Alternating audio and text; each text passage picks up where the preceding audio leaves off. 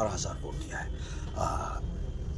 बहुत बहुत मुबारक, मैं इन लोगों के साथ खड़ा हूँ और जो जीती हैं यहाँ से उनको भी मैं बधाई देना चाहता हूँ और उम्मीद रखता हूँ कि वो काम करेंगी, डटकर करेंगी काम।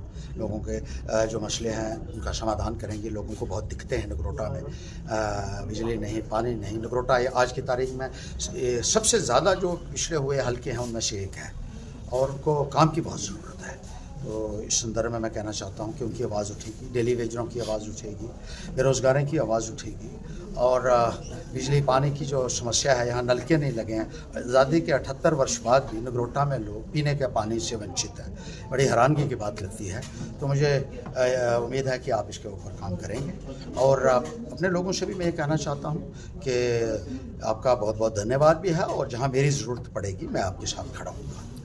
एनसी ने बोला है कि जो नगरोटा की सीट है और बड़गांव की सीट है हम जीत के आएंगे, क्योंकि जो नगरोटा में जो काम हुए हैं उस टाइम में जो देवेंद्र राणा थे एनसी में थे तभी उन्होंने काम किए हैं। तो अब उनकी हार हुई है, कैसे देखते हैं? देखिए, यहाँ तो ये कोई चुनाव जो है ये मेरिट के आधार पर चुनाव नहीं होता है। आजकल जब से भारतीय जनता पार्टी आई है यहाँ मनी पावर होता है, मसल पावर होता है, पूरा सरकारी मशीनरी का इस्तेमाल किया जाता है अपोजिशन को डराने के लिए और इनको जो है वो पूरा पैटर्नेज देने के लिए।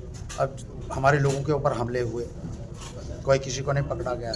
मेरे बेटे को किडनैप किया गया, किसी को नहीं पकड़ा गया है। शराबें सरकारी गाड़ियों में जाती रही, पुलिस वालों की गाड़ियों में शराबें जा रही हैं। सब लोग चर्चा कर रहे हैं, आप नगरोटा में जाइए और पूछिए उनको नगरोटा में जाइए किस तरीके से सरकारी तंत्र का इस्तेमाल हुआ है। मैं अपने मुंह से नहीं कहना चाहता हूँ, लेकिन देख लीजिए।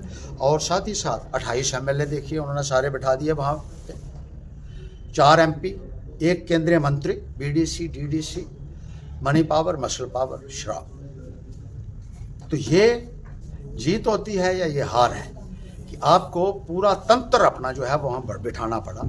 जिन MLAs ने यहाँ नगरोटा में शायद कहीं किसी गांव का नाम भी मालूम नहीं होगा, वो भी घर घर में जाकर फिर रहे थे।